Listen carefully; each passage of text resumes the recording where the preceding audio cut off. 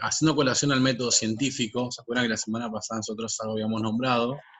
¿Sí? Relacionado con la parte, diríamos, de metodológica, por así decirlo. Ustedes recuerden que eso tenemos un proceso básico que para nosotros tiene que empezar a hacer ruido en este momento, ¿sí? Cuando antes de la facultad, o sea, antes de que ustedes inicien en su carrera en la universidad, uno cuando quería, en una discusión, cuando quería tener razón, ¿sí? Decía, ¿está comprobado científicamente o no? Eso es como una forma de que si está comprobado científicamente, no se discute, está comprobado científicamente. Entonces, en realidad nosotros tenemos que aprender que, diríamos, todo lo que está comprobado científicamente también tiene su nivel de sustento, su lectura crítica. Todos los trabajos científicos tienen sus puntos duros, sus puntos flojos, todo lo que se descubre, todo lo que se sabe, siempre es temporal, siempre se va perfeccionando el conocimiento, entonces nada es definitivo, pero que la ciencia está en continuo movimiento, ¿sí? Había estudios que decían que, por ejemplo, el coronavirus vivía hasta 12, 14 días, y y hoy se sabe que se dura hasta 20 días, puede vivir en el ambiente, digamos, un virus tan, digamos, que mutó, por supuesto, pero que se sabía sobre sus características, no se le daba mayores importancias hasta que sucedió esta cuestión. Entonces, lo relacionado siempre con el método científico, ustedes tienen que entender de que nosotros necesitamos siempre llegar a una hipótesis, ¿sí? Generar una experimentación para ver si esa hipótesis es así o no, y vemos los resultados.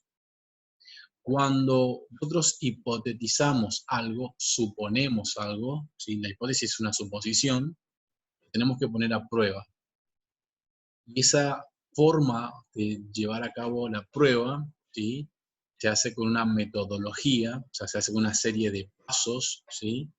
Y se hace con ciertos materiales, ¿sí? Se llama material y métodos, porque nosotros utilizamos determinados tipos de instrumentos y que mediante unos pasos e intervención nosotros vamos a generar determinado cambio. Ahora la pregunta es, les pregunto a ustedes porque ustedes están entrando en la parte de formación académica, y como tal tienen que empezar de alguna manera a razonar científicamente. Eso ustedes tienen que empezar sabiendo. Les pregunto a ustedes, ¿sí? Juan Muñoz dice que no me escucha.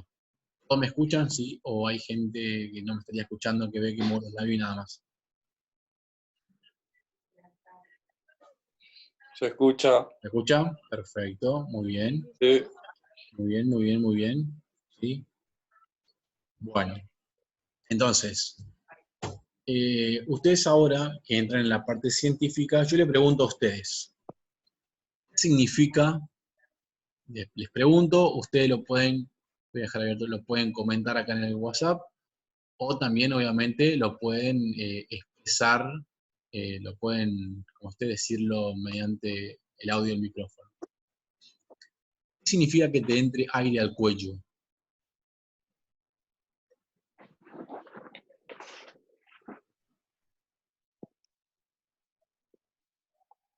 ¿Qué significa? ¿A uno de ustedes le pasó alguna vez, o a un conocido, que le entró aire en el cuello y no puede mover el cuello? ¿Una contractura? Ajá. ¿Qué más? Un bloque. ¿Un? Bloque. Endurece el cuello. ¿Eh? Endurece el cuello. Se durmió mal, dice Orlando. Bien. Entonces, El aire, exactamente. Ustedes en anatomía van a aprender que en el cuello no hay ninguna estructura, ¿sí?, que pueda retener aire, ¿sí? Vendría a ser como un mito. Exactamente, exactamente. Es una terminología vulgar. Dice, bueno, me entró aire en el cuello, entonces tengo el cuello duro. Nosotros sabemos que técnicamente Una eso no forma existe. Eso solamente Es como una forma de jerga normal. Exactamente. Nosotros sabemos que justamente que nosotros decimos entró aire, hace referencia a una contractura del esternocleidomastoideo, de los músculos escalenos, que después nosotros lo vamos a describir y vamos a entender su relación con el eje vasculonervioso del cuello. Perfecto, muy bien. Entonces, científicamente, ¿sí? Tiene como se dice, una situación que es la contractura muscular. Acá Selene Maldonado me dice, mal movimiento, postura, otra persona me dice temperatura, ¿sí? Como causas. Realmente no hay diríamos, una temperatura que se diga, bueno, a tantos grados, una contractura de un grupo muscular, ¿sí? Un mal movimiento habría que definir qué significa mal movimiento, ¿sí? Porque mal movimiento es un término muy general, ¿sí? Y científicamente tenemos que ser lo más específico para que haya una asociación entre determinado movimiento con, ¿sí? Contractura del músculo esternocleidomastoideo, ¿sí? Postura, ¿qué sería la postura? ¿Sí? Y la postura también tiene una definición claramente, físicamente, biofísicamente, que hay que saberlo definir. Entonces el punto es siguiente. Fisiología, como le dije la vez pasada, junto con anatomía, son la base del conocimiento. A lo largo de la carrera ustedes van a aprender a pensar y a juzgar y a criticar y a seleccionar, ¿sí? Lo que es ciencia, ¿sí? De lo que es pseudociencia, ¿sí? Por ejemplo, cuando tenemos aire en el cuello, ¿qué se colocan en el cuello? Generalmente suelen pasarse el azufre o también dicen que los cigarrillos. Cigarrillos, exactamente, y leen perfecto. Entonces, eso Calor. claramente, calor, frío, ¿sí? Lo que ellos consideran un masaje. Y entonces, el azufre, como causa puede ser un trastorno metabólico que cause contractura, por supuesto, alteración. Y eso cuando tenemos un calambre en el cuello, ¿sí? Cuando tenemos un calambre, por ejemplo, en los músculos isquiotibiales en la región posterior del muslo, ¿qué nos sugiere que comamos? Banana. Banana. Potasio. Porque tiene potasio. No, ¿Me pero el explico, potasio. no? Entonces, todos esos son mitos. Mitos, mitos, mitos y más mitos. ¿Sí? Mitos.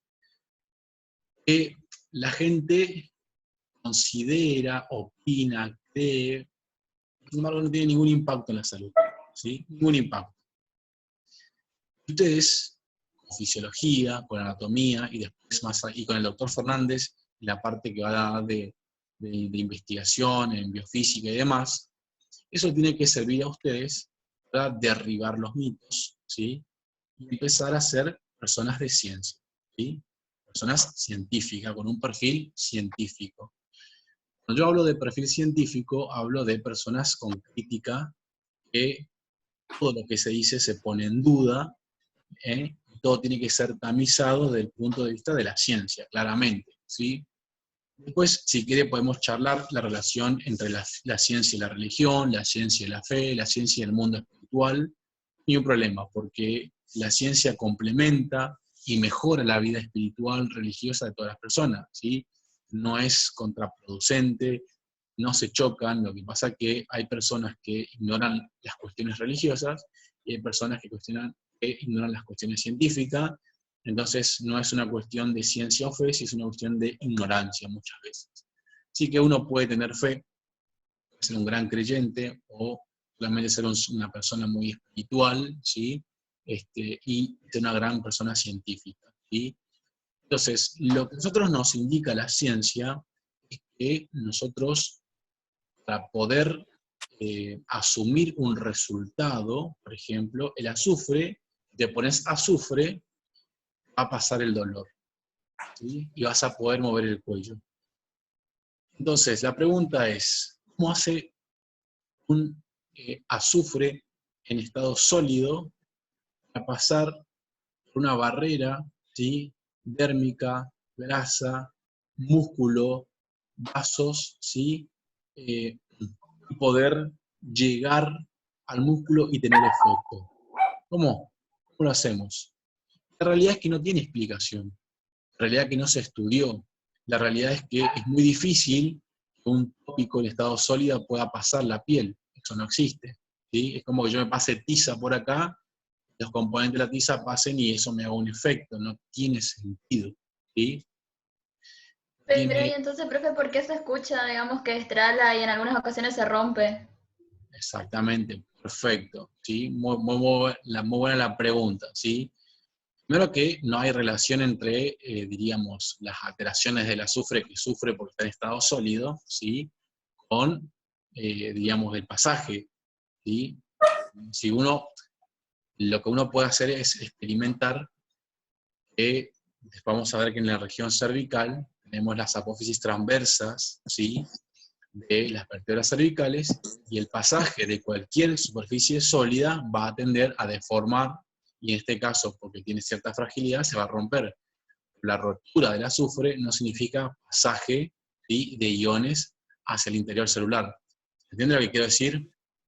Entonces, ¿pero qué pasa? El mito está, mira, se rompe, entonces ahí salió el aire. Y la realidad no es esa, ¿sí? No hay ningún estudio Puede científico. ser puede ser que sea psicológico. ¿Qué cosa? Y, por ejemplo, al pasarme azufre, psicológicamente pienso que ya me pasó y chau el dolor. Se denomina placebo, ¿sí? Placebo, Placebo, claro. exactamente. El placebo es cualquier intervención, farmacológica o no, nos genera una sensación, una reducción del dolor, ¿sí? Y eso existe, por supuesto que existe, ¿sí? Pero el punto es el O sea, no, siguiente, sí, decilo. no está comprobado científicamente, pero por Esa, placebo, exactamente, o sea, los mitos, ahora mismo, en esta misma pandemia, hay 800 mitos, perdón, no tienen ningún tipo de sustento científico, ¿sí? Lo único que está sustentado científicamente es que si nos quedamos en nuestras casas y nos lavamos la mano, y evitamos contacto, tenemos un 100% de probabilidad de no contagiarnos y evidentemente no sufrir ningún tipo de trastienda de la enfermedad. Ahora, si nos exponemos a ambientes donde puede estar cualquier persona que estuvo contagiada y tenemos alta probabilidad claramente de ser contagiados. No hay otra historia. Entonces, yo para que ustedes vayan comprendiendo de qué se trata el método científico. El método científico se trata de hablar lo menos posible, leer lo más que se pueda, ¿sí? De hablar lo menos posible y leer más de lo que más, ¿sí? Porque realmente, ¿sí? Hay mucho desconocimiento, ¿sí? Y muchas veces en las universidades se mezcla el conocimiento vulgar, ¿sí? Y se lo quiere asumir como un conocimiento científico. En realidad, tristemente, no es así, ¿sí? O sea, entonces, el azufre, ¿sí? Esa barrita amarilla, no tiene ningún efecto sobre la contractura del esternocleidomastoideo, ¿sí? Más que el efecto propio de generar una presión en la región muscular, ¿sí? Que genera una presión nada más, pero que no tiene ningún efecto farmacológico. Tampoco, ¿sí? Hay gente que dice, mira, si a vos te agarra calambre, come una banana. Y no, la realidad de la milanga es que ningún nutricionista, ¿sí? Y ningún endocrinólogo te dice que si tenés calambre es por falta de potasio. Nosotros vimos, ¿sí? La semana pasada que la célula predominaban ciertos iones adentro y ciertos iones afuera, ¿sí? Afuera estaba el sodio, estaba el cloruro, estaba el cronato, y dentro estaba el fosfato, estaba, ¿qué cosa? El potasio, estaba el magnesio, ¿sí? Entonces, el cuerpo no puede, ¿sí? La célula no puede tener vida, no puede mantener el medio interno si se reduce el potasio. Realmente, una reducción brusca del potasio, ¿sí? Genera una arritmia cardíaca y un trastorno de conducción nerviosa y eso nos lleva a la muerte. Entonces nadie puede vivir con un potasio bajo, ¿sí? O con un sodio bajo. Lo que sabemos es que pueden variar bajas, o sea, pueden haber variaciones mínimas, ¿sí? Pero que la manifestación de un calambre muscular no siempre es debida a una alteración metabólica, ¿sí? Muchas veces un calambre puede estar debido a un sobreuso, ¿sí? A un sobreuso muscular, a una amplitud articular disminuida, ¿sí? Que hace que el músculo trabaje en cierto recorrido, la propia deshidratación, ¿sí? Los antecedentes de lesiones. O sea que cuando uno tiene un calambre a nivel muscular, tiene que sacarse la cabeza, esto porque me falta potasio. No, mentira, no te falta potasio, ¿sí? Faltarán muchas otras cosas, pero potasio no, porque si realmente te falta potasio, o si nos faltara potasio, sería incompatible con la vida. Entonces, uno tiene que ir de alguna forma desprendiendo, ¿sí? De todos esos conocimientos que están o que recorren los ambientes y empezar claramente a comprender, a leer, ¿sí? Y justamente fisiología ofrece eso, porque fisiología nos va a ofrecer cómo funciona, ¿sí? Cómo funciona el músculo, cómo funciona el corazón, cómo funciona el cerebro, ¿sí?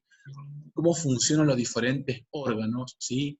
En condiciones normales, cuáles son las intervenciones o las inferencias externas que pueden producir ciertos impactos en los órganos. Entonces, justamente para eso trabajamos sobre el método científico. Observamos, ¿sí? Vemos, ¿sí? Una situación problemática, planteamos una modalidad para poder llevar a cabo, planteamos una respuesta tentativa que sería la hipótesis, hacemos la experimentación, hacemos la prueba, ¿sí? Vemos si nuestra suposición se comprueba o no se comprueba. Esto es importante que ustedes lo sepan, chicos, porque hay muchas cosas que están comprobadas, ¿sí? En pequeñas poblaciones y no en toda la población, ¿sí? Hay cosas que están comprobadas en todas las poblaciones, ¿sí? Que se pueden generalizar. Me explico. Vamos a suponer si yo, acá que lo vea, dice Flores Dayana, vamos a suponer que yo a Flores Dayana le diga, yo te voy a tomar la presión, ¿sí? La presión arterial. Bueno, a ver, yo digo, bueno, Flores Dayana tiene 160, ¿sí? De presión arterial. 100, seguro andarás por ahí, Dayana. 100 de sistólica y 60 de diastólica. Entonces yo le digo a Dayana, ¿cuánto medís vos? Dayana, ¿cuánto medís? Aproximadamente.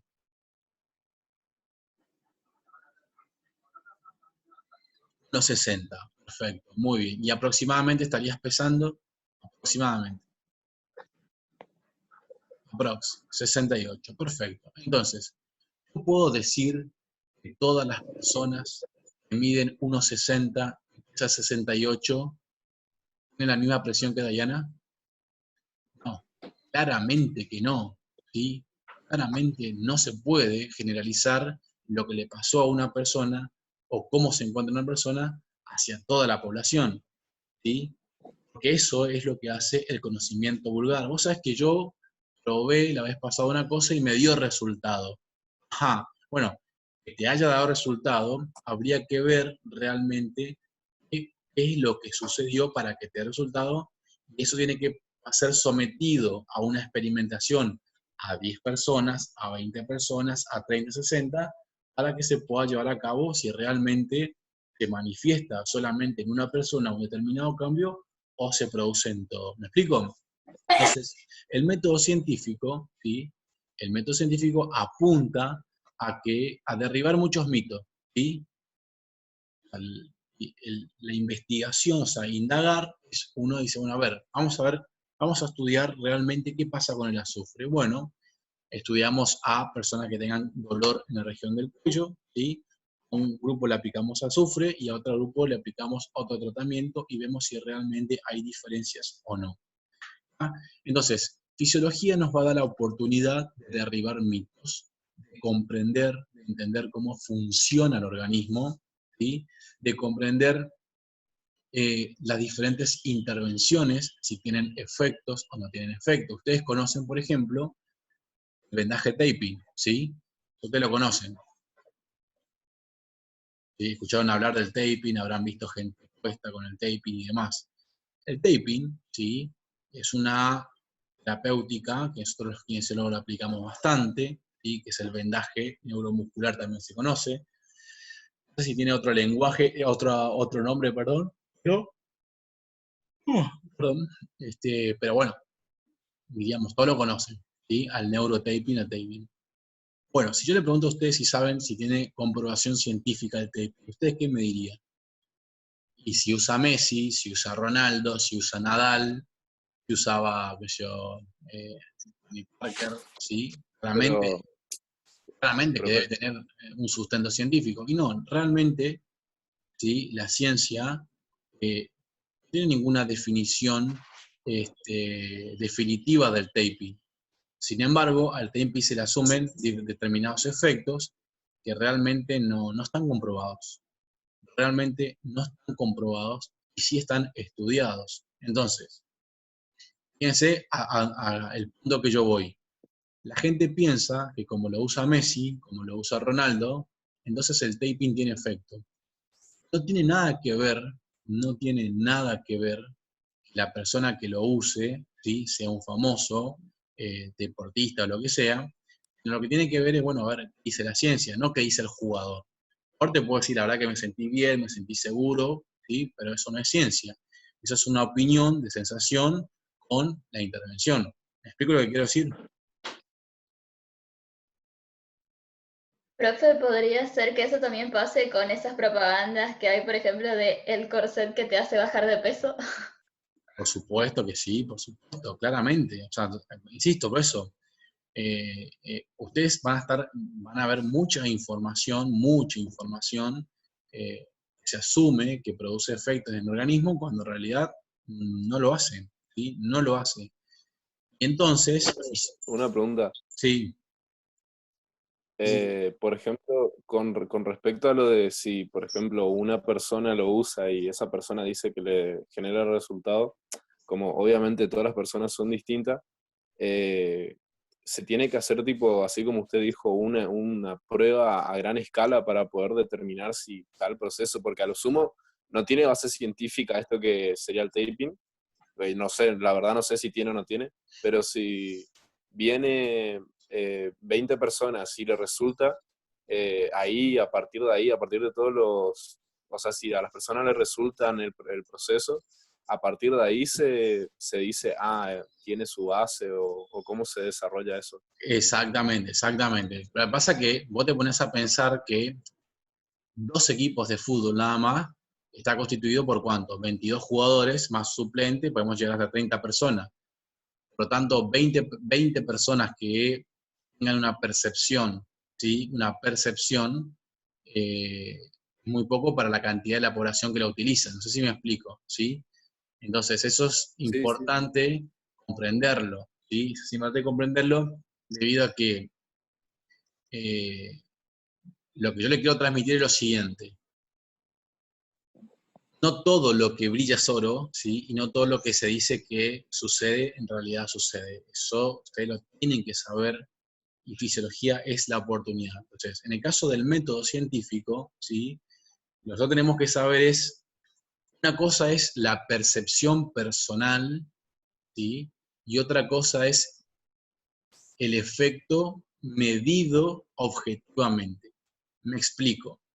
Yo puedo decir que a mí el taping, ¿sí? Yo me pongo un taping, por ejemplo, que sea en el hombro, porque me dolía, ¿sí? Y tenía un poco inflamado el hombro. Yo me puse el taping, yo digo, la verdad que ahora que me puse el taping estoy de 10, está buenísimo, perfecto. Usted me hace una resonancia magnética y el edema no se fue. Entonces, la pregunta es, ¿hizo efecto? No, no hizo efecto sobre el edema. ¿Redujo el dolor? Sí, redujo el dolor. Sí, redujo el dolor. ¿Desapareció el dolor? No, no desapareció el dolor. Pero la persona tiene una buena percepción y sí, tiene una buena percepción. Entonces, ¿a qué es lo que voy con esto? Que cuando uno quiere comprobar algo, tiene que ser específico, ¿sí? Respecto a qué es, o sea, o sobre qué variable, son estas que están acá, cuantitativa, cualitativa. Si yo digo a la persona, el taping, ¿te resultó cómodo o incómodo? Y él me dice, resultó cómodo, es una variable cualitativa, ¿sí? Es una pregunta dicotómica, ¿sí?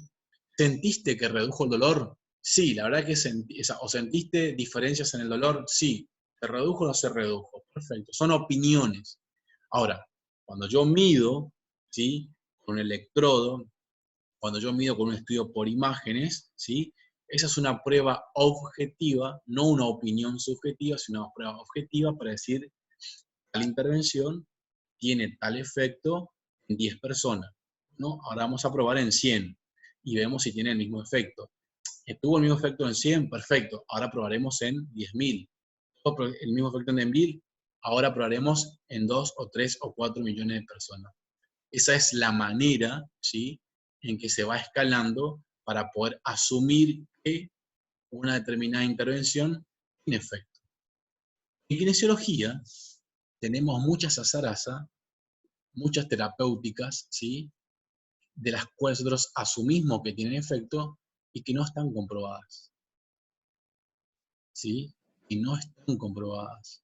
Entonces, yo he tenido largas, enteras, y las sigo teniendo discusiones con algunos colegas que venden humo, ¿sí?, o que venden una asociación de reducción del dolor, de mejora de esto, mejora de lo otro, cuando en realidad no está ni siquiera estudiado y probado. ¿Sí? Ese no es el problema. Y yo te puedo decir, mira, yo en mi consultorio hice una prueba y a 10 personas les fue perfecto. Buenísimo, sí. Y el resto de las personas, ¿qué pasa con el resto de las personas? No, bueno, entonces, la situación es la siguiente. Ustedes van a ver en las redes sociales, ¿sí?, que hay personas que suben, o sea, hay profesionales, por así decirlo, de la salud, que suben de alguna forma un dibujo, ¿sí? Esto sería la cabeza, ¿eh? Y acá estaría el piecito.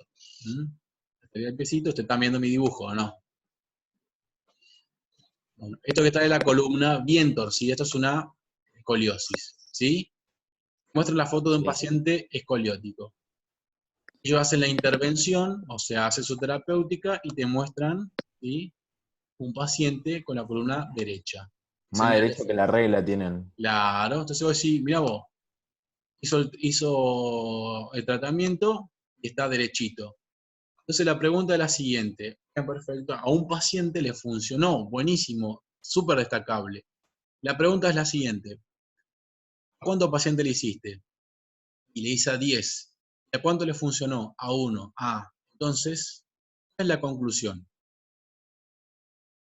Pregunto, ¿cuál es la conclusión? Si yo de 10 personas a solamente uno le funcionó, ¿yo puedo decir que ese tratamiento es recomendable para todos? ¿Y no? Y no, No. claramente que no, por supuesto que no. Fíjense que ustedes están en primer año y le cae de maduro. No, por supuesto que no, ¿sí? Pero yo le entiendo a mi colega tiene que vender su tratamiento, entonces sube eso en Instagram, sube eso en Face, y está perfecto. Ahora, entre fantasma, ¿sí?, no nos vamos a pisar realmente la sábana, yo tengo que decirle a la gente, escucha una cosa, cuando yo veo una publicación así, yo digo, bueno, a ver, me mostró un caso, ¿y los otros?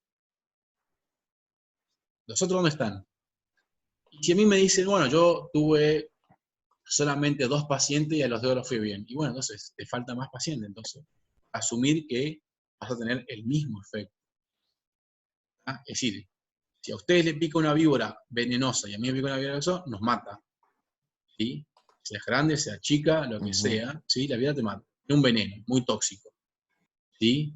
Que altera todos los mecanismos de receptores. Ahora cuando se termine el tiempo, ¿sí?, yo le mando de vuelta la invitación como siempre lo hacemos, ¿sí?, para que lo sepan.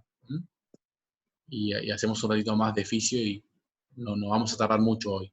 Entonces, esto es lo que yo quiero que ustedes le ayude a pensar desde el punto de vista científico. Uno pone en duda todo, ¿sí?, y empieza a cuestionar diferentes situaciones, ¿sí? Nosotros cuestionamos lo nuestro porque somos kinesiólogos, entonces obviamente que somos los encargados de tamizar y decir, no, mira, no es tan así, el tipping no le creas que tiene tanta magia, en realidad hay cosas que se saben que podrían tener efecto, pero después tenemos que ver la característica de la muestra, ¿sí?, la característica de las personas que integran, ¿sí? Porque si yo digo, el taping tuvo efecto en Ronaldo, en Messi, en Mascherano, son gente que entrena 8 horas o 9 horas por día tienen una alimentación diferente, y después yo pienso que voy a tener los mismos efectos en una población, ¿sí?, estudiantil. No se levanta, tiene que estudiar, tiene que comer lo que hay, tiene que ir a cursar, duerme, a la noche hace un poco de ejercicio, duerme mal, duerme bien, trasnoche. ¿Va a tener el mismo efecto en un deportista de élite, en un deportista amateur? Y claramente que no, claramente que no. Entonces, ojo, ¿sí? Es decir, el método científico nos pone a nosotros frente a una decisión de decir, bueno, si creo en mitos que no tienen ningún sustento, ninguna explicación científica, o realmente me dedico a la ciencia y hago las cosas de verdad.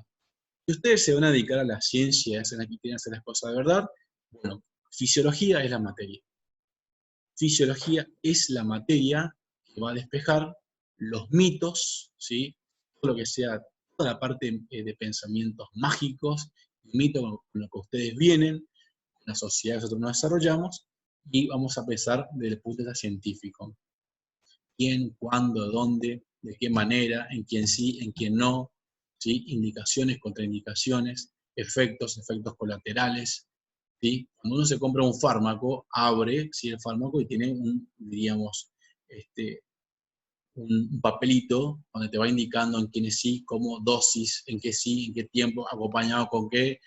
Entonces, en kinesiología, en nuestro tratamiento, son fármacos, son intervenciones externas y tienen que tener la misma característica, en quién sí, en quién no, ¿por qué no? Porque sí, ¿sí?